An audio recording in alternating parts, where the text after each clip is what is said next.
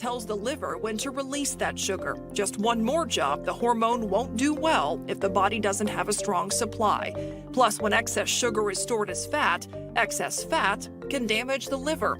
A vicious cycle. So you might be thinking, why not just add more insulin to the body? Insulin injections are available, right?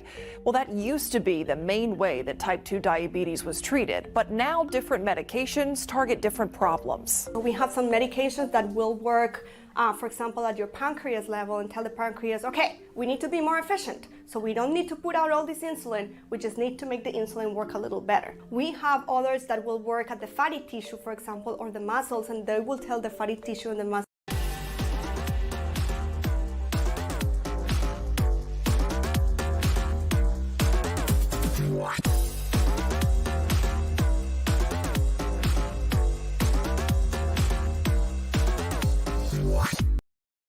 KSAT 12. The 6 o'clock news starts right now. Tonight at 6, one family's fight to prevent tragedy from hurting others has borne legislative fruit. How Audrie's law aims to protect kids this Halloween. A father and son both surviving a rare cancer diagnosis. How a handful of tests can help you catch similar diseases early, especially those that run in the family. Also, testimony continues in the trial of 3 ex-SAPD officers who shot and killed Melissa Bettis. What former colleagues said about those officers.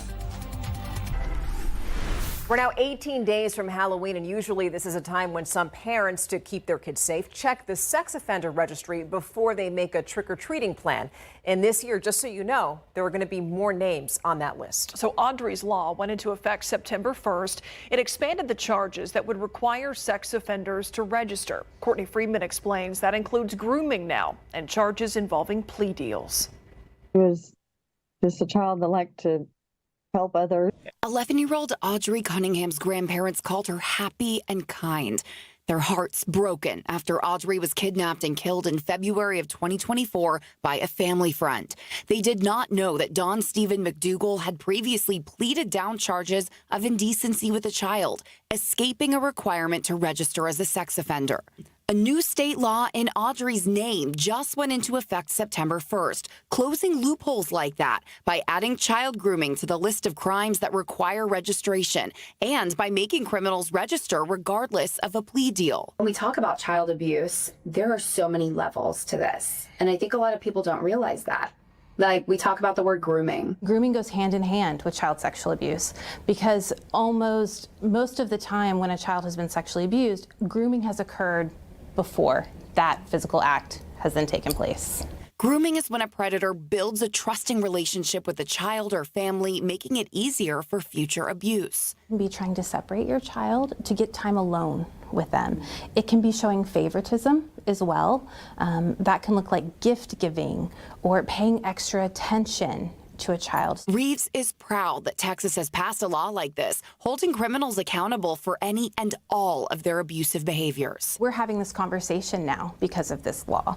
We're going to educate the community more because of this law. If we help just one other child avoid this kind of a sexual predator, we will have honored her name. Courtney Friedman, KSAT 12 News. Audrie's family is not stopping here. They want this law passed in every state. In the meantime, any family who wants to learn more about grooming can go to the Child Safe website and do live webinars or just get fact and information sheets. We have a link to that on KSAT.com. Just search Audrie's law.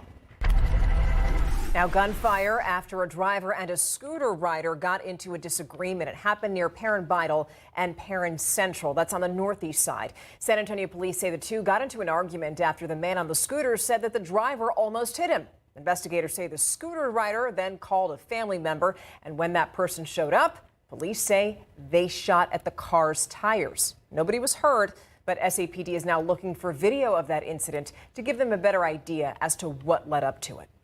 A former UIW professor sentenced to 3 decades in prison after being found guilty of possessing child pornography. According to Live Oak Police, Troy Mishler admitted to viewing child pornography at an event in Nebraska in January of last year.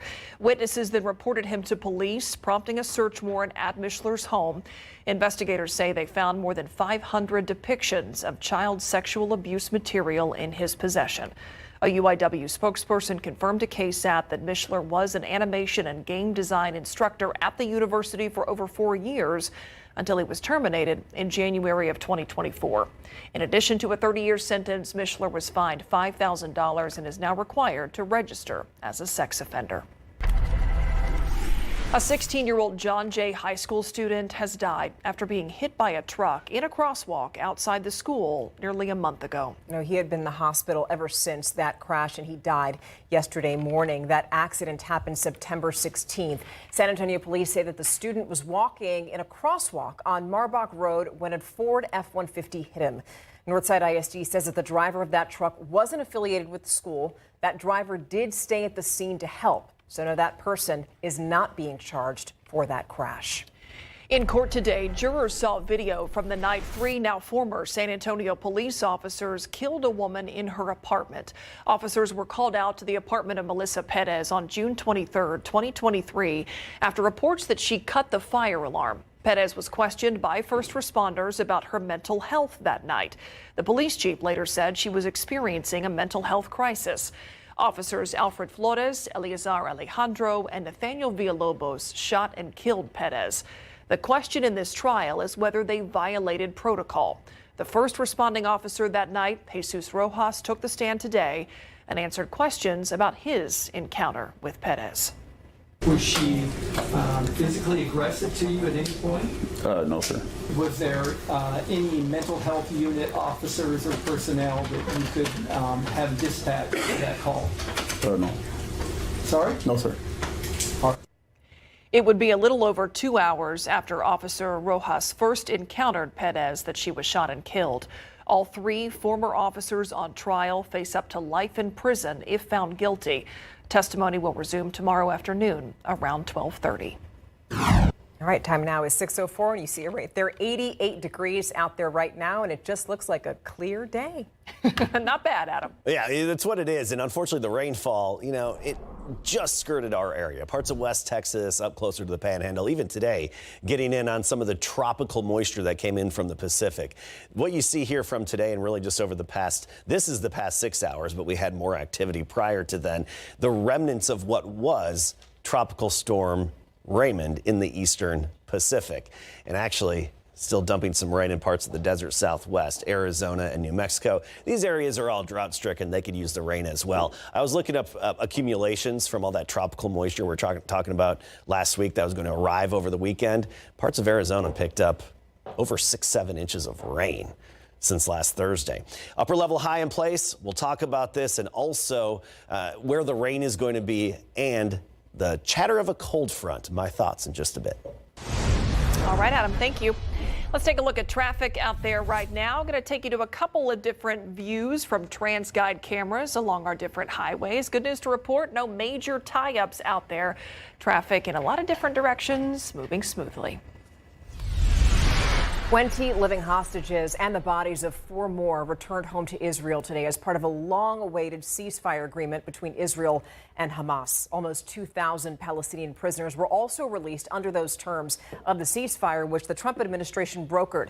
President Trump, by the way, himself in the Middle East, meeting with leaders in that region to discuss how to move forward with that peace deal. The president's plan could see the creation of a Palestinian state, which Israeli Prime Minister Benjamin Netanyahu is against.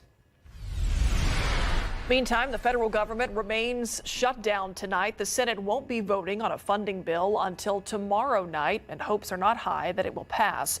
The White House says the Pentagon will tap about $8 billion in unused research funds to get paychecks to roughly 2 million service members on Wednesday. Vice President J.D. Vance says that some money will come from income tax and tariff revenue.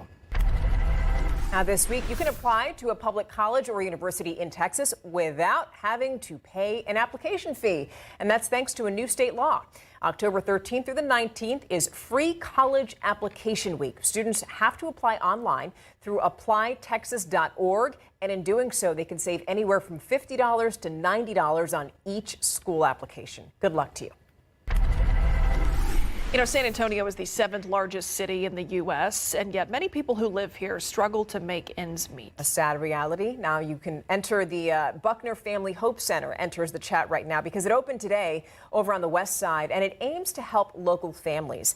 Buckner International created the Buckner Family Hope Center. It's a child and family-focused space where families can access counseling, after-school programs, also English as a second language classes, and family coaching. And they're across Texas and the world.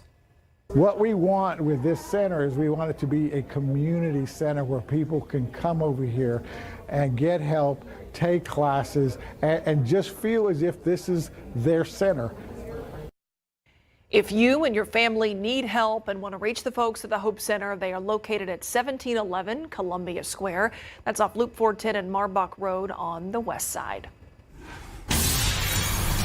Still ahead, you know, they say that everything's bigger in Texas for a reason. From scorching deserts to rolling hills, Texas really has it all. And you'll get a better view of the state's geography coming up. And knowing your risk for certain cancers starts with a look at your family tree. Zaria Oates speaks with a father and son who suffered the same cancer and explains how genetic testing could help give you an early heads up.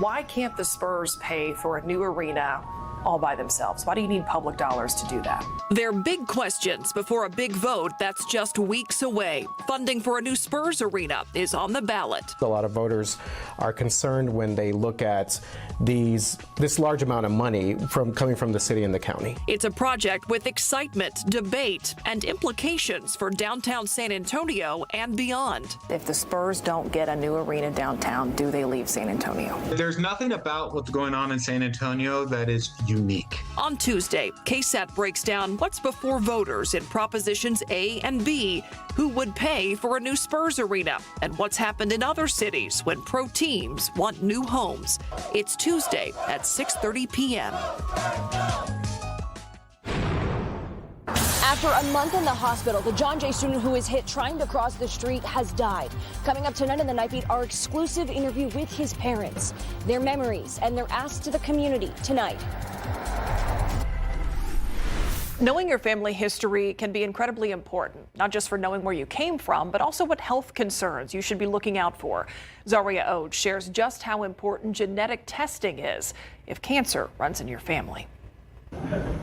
Thyroid cancer is one of the less alarming cancers, according to Dr. Santian with Texas Oncology. It's one of those with excellent prognosis, very high cure rate. But catching it early is still incredibly important. There is some genetic cancers or genetic syndromes that will cause thyroid cancer, mainly in the form of a very rare thyroid cancer called medullary thyroid cancer. A cancer the Garcia family has come to learn a lot more about. The way I come about my diagnosis was last year I had a bump on my neck. Martin Sr. and Martin Jr. are both recovering from surgery to remove their thyroid less than 2 weeks ago, a surgery they took on together. We were both in the hospital at the same time. And a surgery they wouldn't have known they needed without genetic testing. When I went to go see the oncologist, that's the first thing they wanted to check was genetic testing because it could be a gene in the family.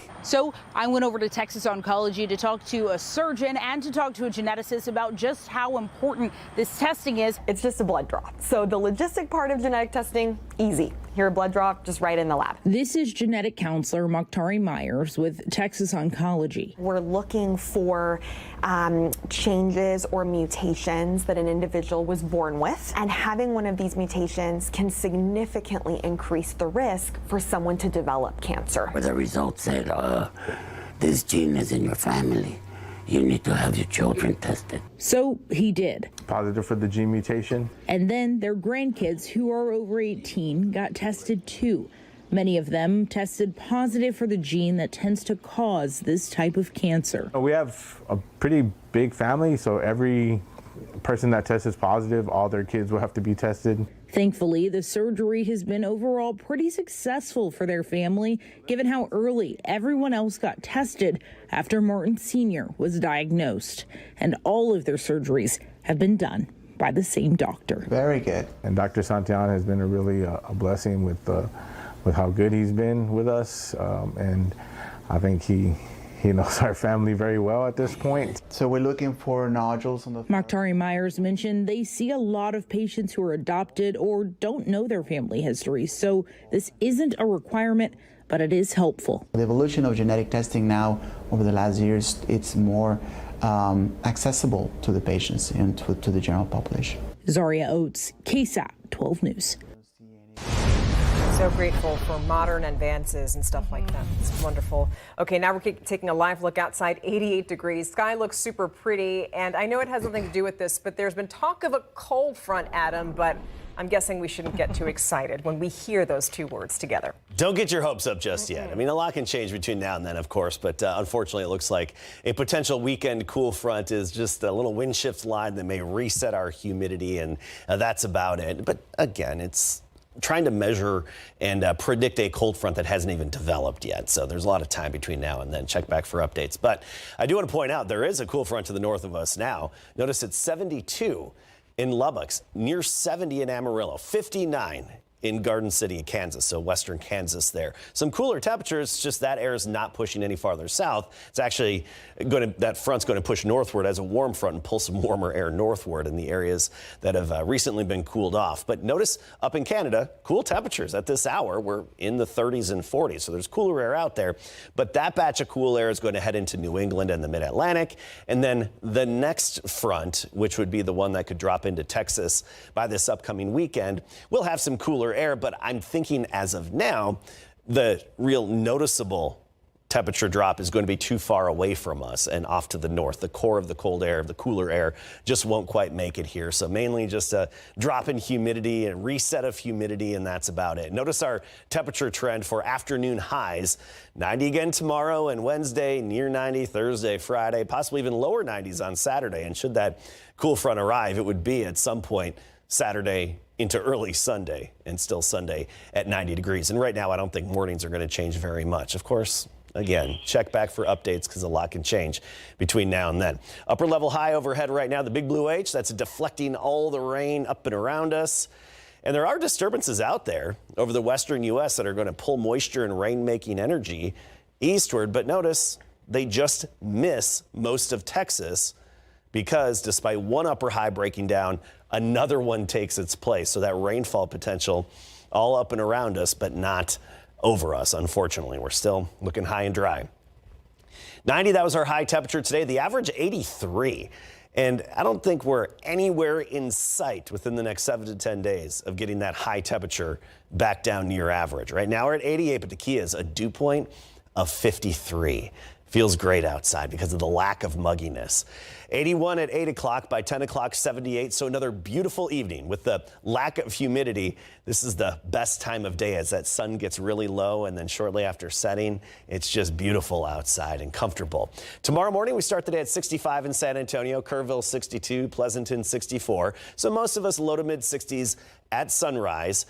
82 by noon, 90 degrees.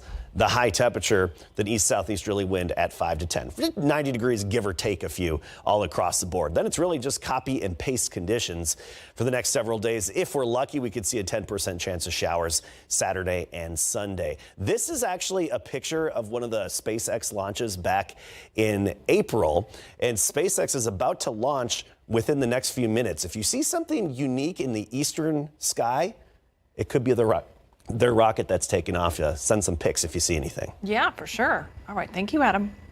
Okay, Larry, new week, new game of the week, Southwest Legacy. And it's the 8th Fire and Armor Bowl is what they call it, which is pretty cool. Southwest and Southwest Legacy, the Dragons and Titans. We got your game of the week preview coming up. And in the NBA, Stephon Castle is making his preseason debut tonight, coming up.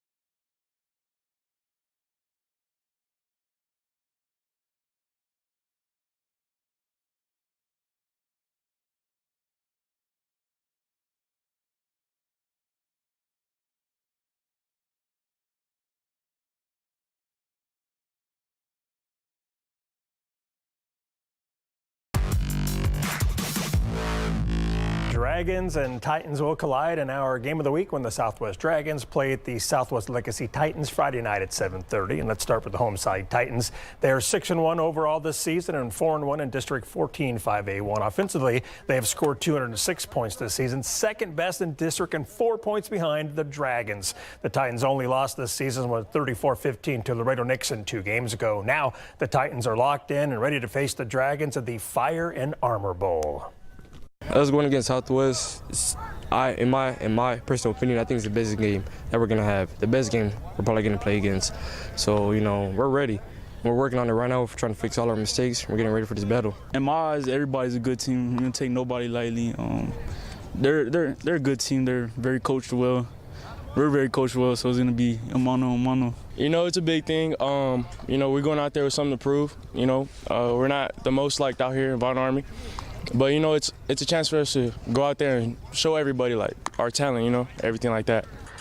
We stopped by to chat with the Dragons early this morning under the lights as the sun was coming up. The Southwest Dragons are 6-0 this season and 4-0 in District 14 5A1, and they're looking forward to this game, one that brings the Southwest community together under the lights of the 8th Fire and Armor Bowl. It means a lot. It really brings the community together. It's a chance where 2 great schools can come together and play each other in a quality matchup. It's special. They're our number one rivals. I know we say we got a lot of rivals, but Legacy, they're our neighbors. They're in our district. They're the guys that I think everyone looks forward to facing. I feel like our main goal for the season almost until playoffs. They're kind of like what we've been preparing for, and I think they're our toughest opponent so far, so I'm excited. Southwest at the Southwest Legacy Titans is our game of the week Friday night at 7:30 at Legacy Stadium, and we'll be there live before and after the game. It's week 8 and time for a brand new 12's top 12 in Class 6A. Reagan is still 12 after taking Johnson to overtime. Taft is 11. Sotomayor is back in at number 10. Warren is 9. Canyon is 8. Medina Valley is up to 7. Brandeis is 6. Clark's 6-0, and they are still number 5. Johnson is undefeated at number 4. Brennan is 3. Harlan is 2. And the Steel Knights are number 1. In Class 5A, South San is now number 12. Piper is up to 11. Lanier is 10. Bernie Champion is 9. Then Ivy is at 8. John Jay is 7. Southwest Legacy is 6. Southwest is 5. And those two will play a ball in our game of the week, as we just talked about. Alamo Heights is 4. Bernie is still 3. Smithson Valley is 2. And 6-0 New Braunfels is still number 1. In Sub 5A, Stockdale is in at number 12. The Kennedy Lions are 11. Antonian 10. Comfort is 9 and coming off a bye. Blanco is 8. Canyon Lake is down to number 7. Somerset is number 6 after beating Canyon Lake. Hondo is 5. Bandera is 7-0. Number 4. Pope is 3. Lavernia is 2. And 7-0 Davenport is number 1 in Sub 5A. I wasn't off the court too long, so we played a little bit yesterday. I felt like I wasn't too much out of rhythm, but just be able to get in there tonight and figure it out. Stephon Castle will make his preseason debut tonight at the Indiana Pacers. He missed the first 3 games with a bruised knee after knocking knees with Wimby. The game tipped off at 6, and we'll have your highlights for you tonight on the Night Beat. Okay, looking forward to that. Thank you. Yep. So still ahead, we're talking tortillas. We know they're a staple, but where did they actually come from? You spend so much time enjoying them, you don't think about it. But our Erica Hernandez is going to tell us where the flour tortilla got its start. You get them too fast to think about it. Plus, what does our geography have to do with the weather that we see in South Central Texas? KSAT Explains is next.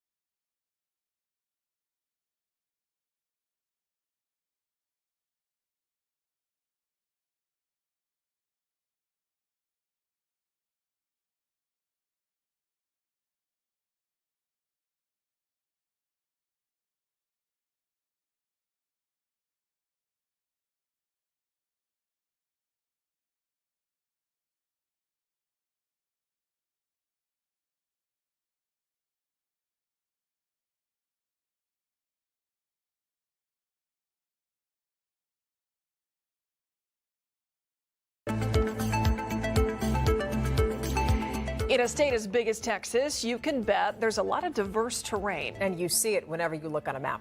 So for this KSAT Explains, meteorologist Justin Horn breaks down that unique geography that we have here in our area, how it plays into our weather, and why it's so important.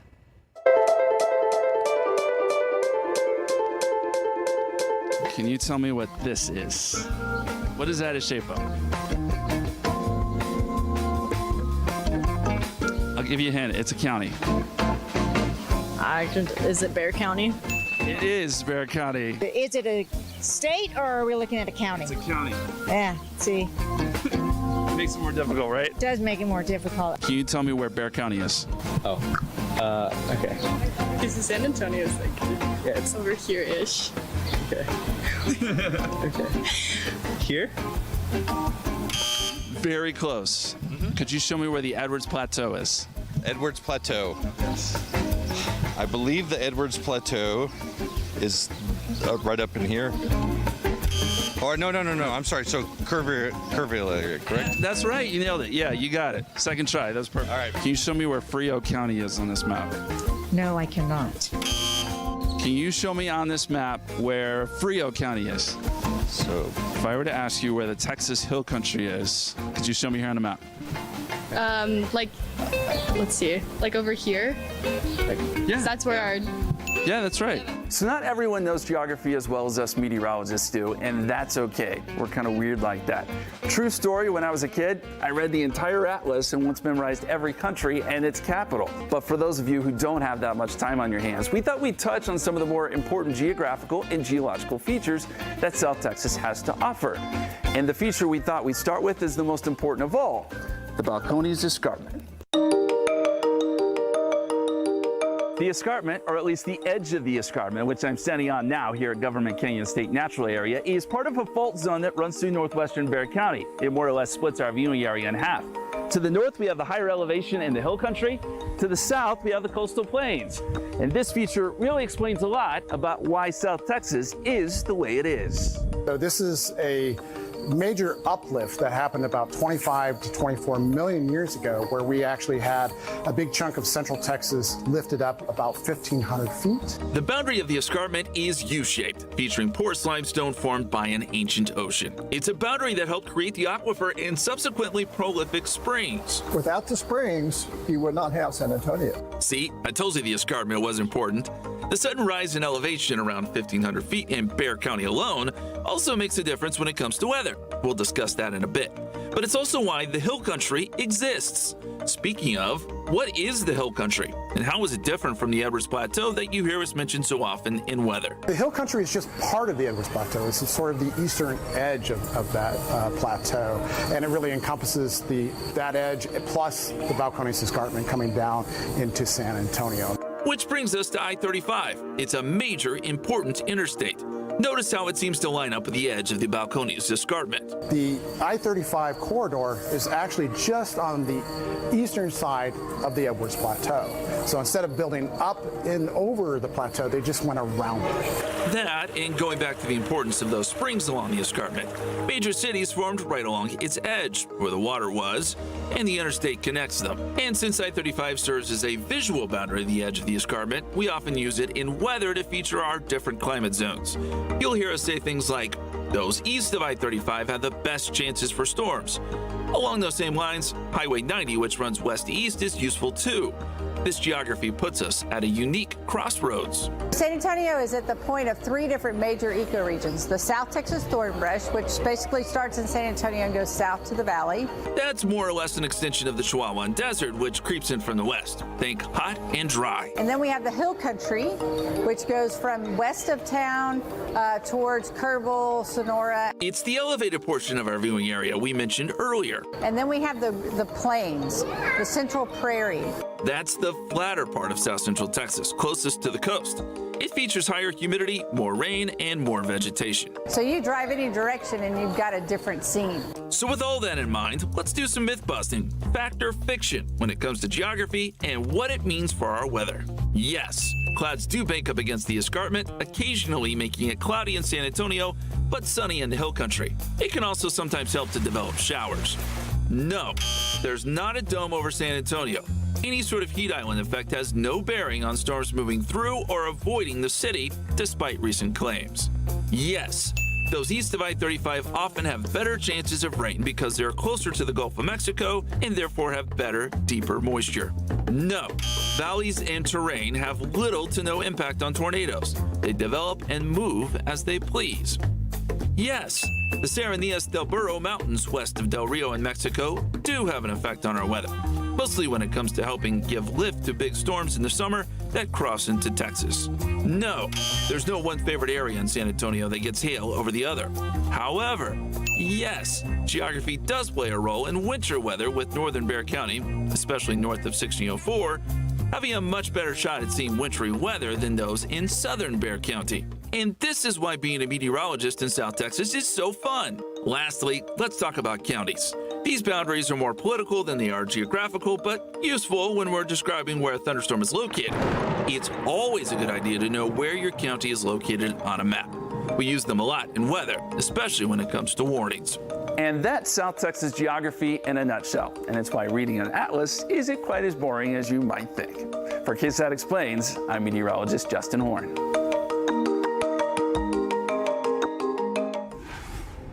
Still to come on the news at 6, it is something just about everyone in San Antonio eats and loves. But do you know the origin story of tortillas?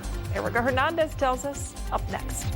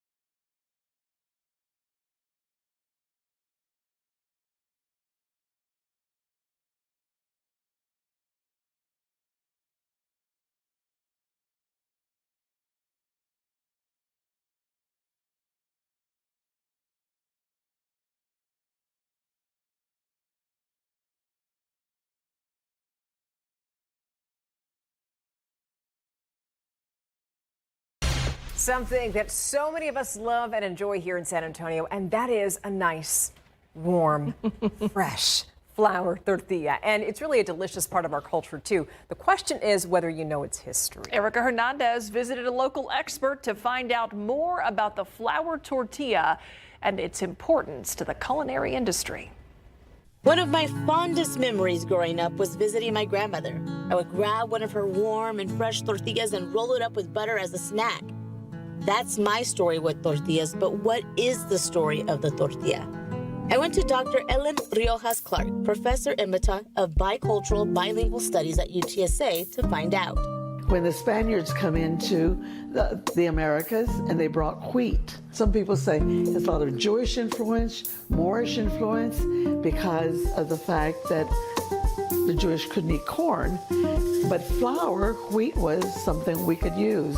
So with the insurgence of many different cultural groups into the Americas, the flour tortilla is born in the northern part of Mexico, and it has become a staple throughout the United States.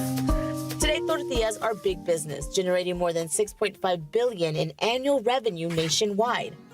They're now more popular than bagels, English muffins, or pita bread. A tortilla has its own integrity. Its own integrity. You have to have a tortilla to put food in.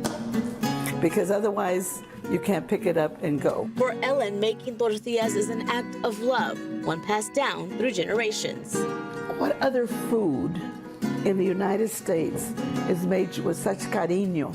So much heart put into it. So much of it, exactly. And so I'm thinking as I do this, I'm thinking of all the grandmothers that have made tortillas de harina and have done it to supply their family with it. There's no other thing more beautiful than un taco con tortilla de harina, con frijoles, and a piece of bacon or chorizo con huevo. And she says keeping that tradition alive is just as important today. Doesn't take much to do it. Just like you make Christmas cookies at one time, take your kids and teach them about what it is, what a tortilla is. I think that for us to know who we are and why we are and what made us to be is the most important thing that we can teach. And as simple as a flour tortilla, it represents us, our contributions to the culinary arts. Erica Hernandez, KSAT 12 News. I love everything about it. For more on the history of the flour tortilla and to watch Dr. Riojas Clark make her version of them, you can head on over to our website, KSAT.com. Nothing more comforting than a nice tortilla. My grandmother used to make them. God rest her soul. I miss her so much. And even when I smell that flour, I'm like, oh, it just takes me back. Yeah. So good. So many memories in a kitchen for sure. All right, look outside with live cam. Adam, you ran up to the KSAT roof to see if you could see that rocket take off. What's the verdict? Nope, couldn't see it, at least not from my vantage point. It could be just because the sun is still a little too high and bright, or just not a good enough vantage point. Typically, so the SpaceX did have a successful launch, and typically we could see their rocket in low Earth orbit once it circumnavigates the globe once. They always launch west to east, so now it's out over the Atlantic, but this rocket is going to splash down in the Indian Ocean. So unfortunately, it's not going to make it back overhead for us to get a view of it over the next hour. It's going to splash down. I was hoping maybe I could see it as it jettisoned its engines, but I couldn't even get that vantage point from here. We'll keep you updated when there's another opportunity. We have some dry weather and the chatter about the cold front in just a bit.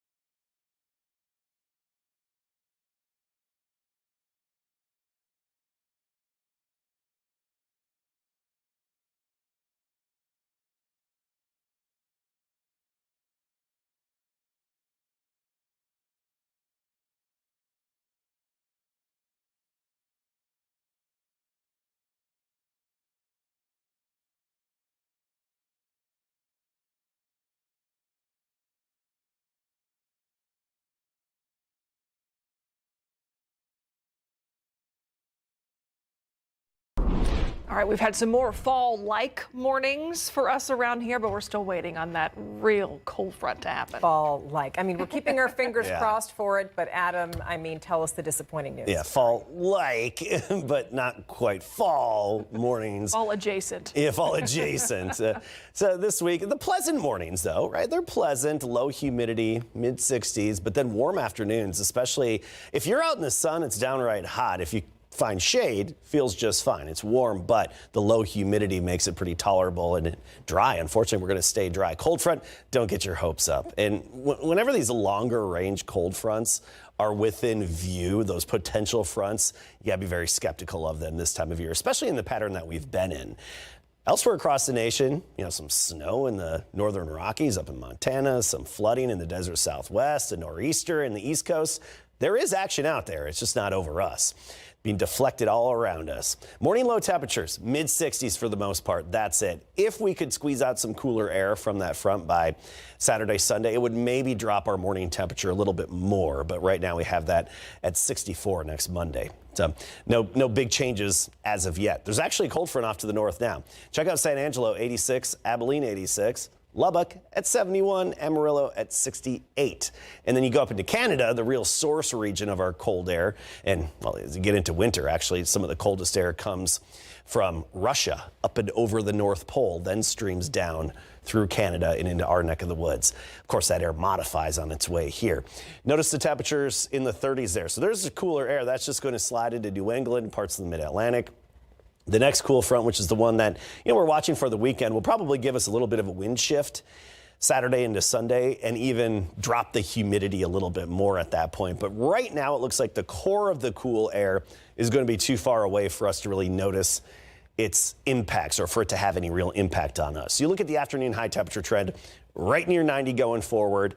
Our afternoon highs are staying the same, but the average afternoon high keeps on dropping. Now it's down to 83. And by the end of the month, that average high is in the upper 70s. Right now, no signs of any big changes.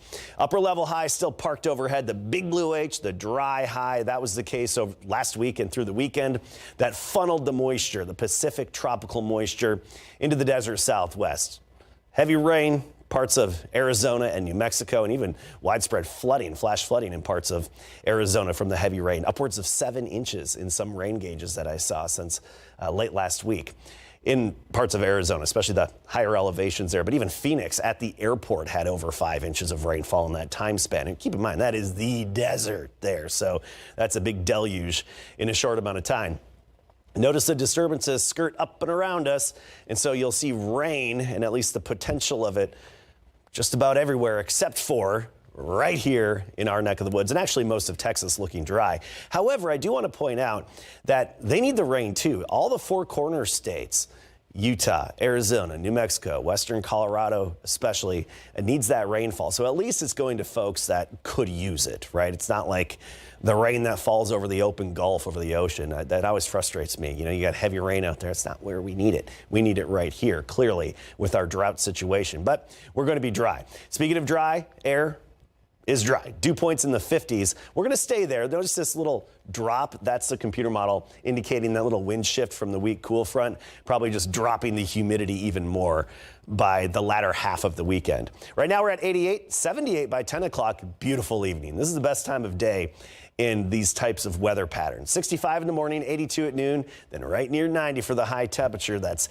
89 Uvalde, 91 in Victoria. And you're not going to see much variation here over the next 7 days, or 10 days, really. If you like consistency, this is a great weather pattern for you. Points for consistency. Thank you, Adam. Here's a look at what's coming up on ABC's Primetime tonight at 7 o'clock. Right after this newscast, Monday Night Football kicks off. Bears versus the Commanders. And then at 10:15 after the game, the Night Beat.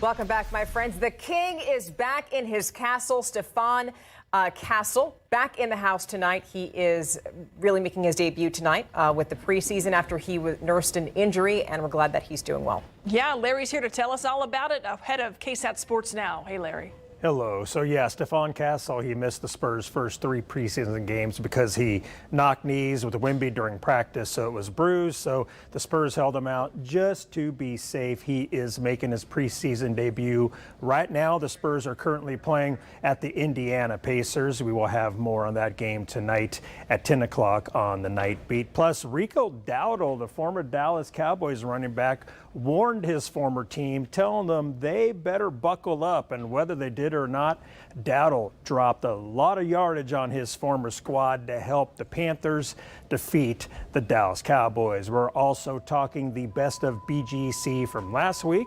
We're talking our upcoming game of the week for big game coverage this Friday, and we've also got a brand new 12's Top 12 in 6A, 5A, and sub 5A. All that coming up 7 o'clock, streaming on KSAT Sports Now. We'll be right back.